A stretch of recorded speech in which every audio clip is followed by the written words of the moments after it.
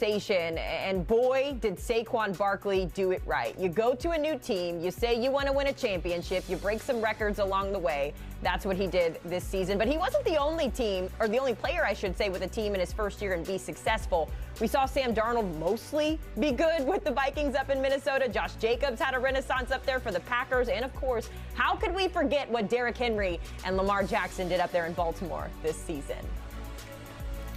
Tyler Sullivan back with us here on HQ Spotlight. Now, Tyler, we just talked about some of these guys who had a great first year, but then there were some other guys who maybe had those same expectations and didn't quite pan out. So maybe we're looking for a refresh, a fresh start for some of these guys. Naturally, we got to start with Cooper Kupp because we just got the Matt Stafford news that he's sticking around L.A.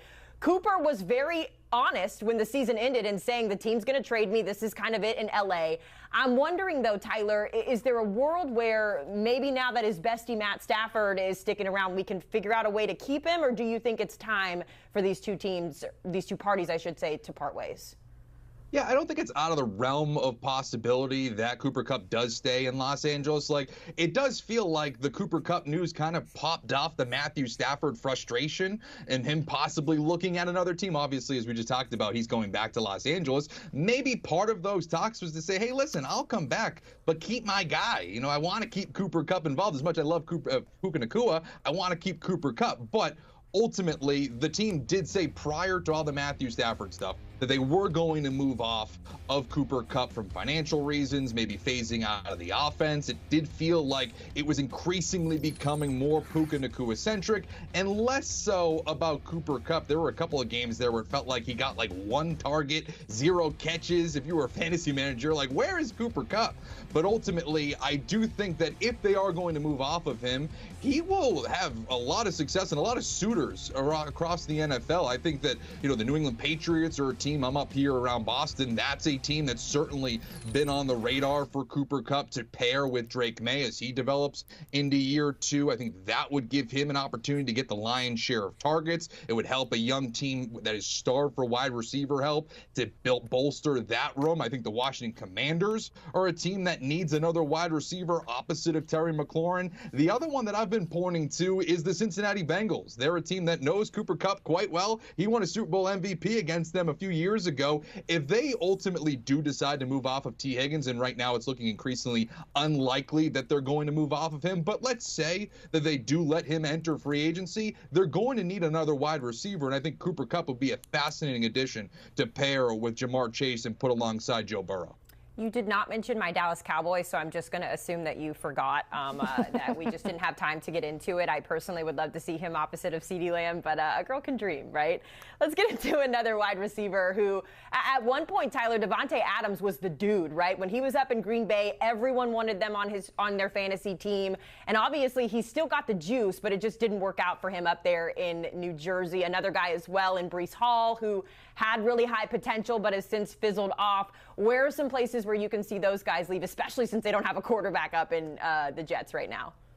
Yeah, that's the question, right? You know, with the New York Jets moving off of Aaron Rodgers, bringing in a new regime with Aaron Glenn as the new head coach, they need to figure out what they are. And clearly, Davante Adams was an Aaron Rodgers guy. I don't know if you guys know this, but they played together a couple of times in their NFL career. It's crazy, right? I didn't know that either.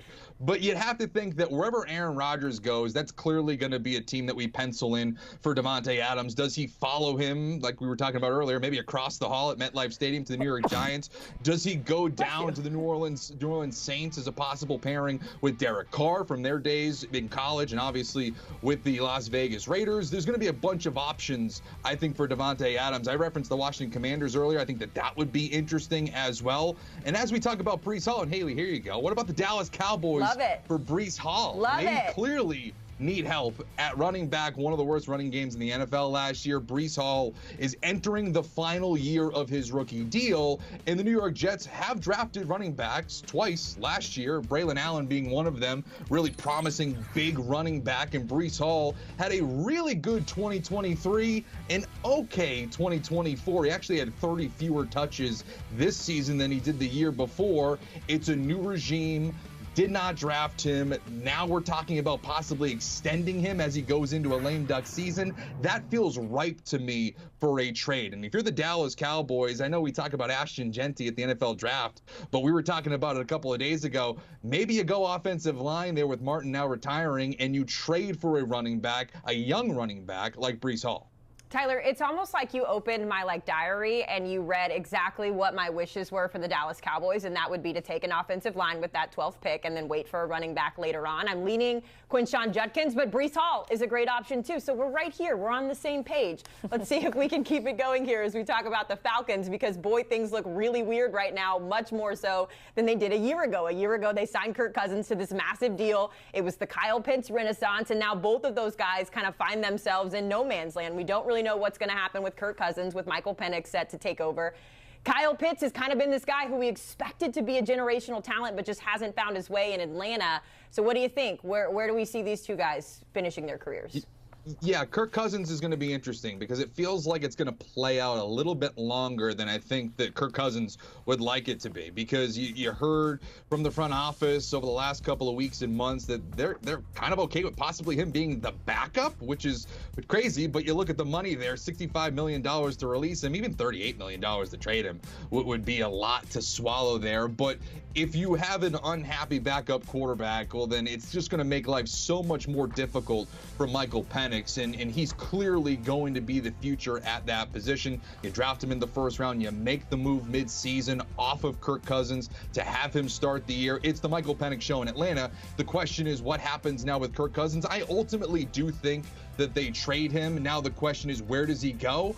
It's kind of a mystery, because I feel like we're going to get to this game of musical chairs of Matt Stafford going back to Los Angeles. Aaron Rodgers, where does he go? Does he go to the New York Giants? Is that opening now for the New York Jets to possibly go get Kirk Cousins? What about the Las Vegas Raiders? They need a quarterback. Do they go down the Kirk Cousins route if they can't get a quarterback either via free agency or via trade? So to me, it's kind of up in the air right now as to where he's going to go, but certainly it's going to result in not being in Atlanta. And then lastly, with Kyle Pitts, it just feels like, and you referenced this, just a waste of an opportunity for what we felt like was going to be the next Travis Kelce, George Kittle, upper echelon tight end. It just never materialized for Kyle Pitts in Atlanta the way that it materialized in year one for Brock Bowers in Las Vegas. That's kind of what we were hoping to see from a freak talent like Kyle Pitts. I certainly have, as I drafted him in fantasy a few years. It just was, not good for anybody involved. My question is, what happens next for him? The one team that I thought was going to be really interesting was if Travis Kelce retired, the Kansas City Chiefs would be a team that I thought would really make a lot of sense. But again, I don't know if the Falcons are going to double down with that decision, with him going into his fifth-year option, signing him to an extension. That feels like more of a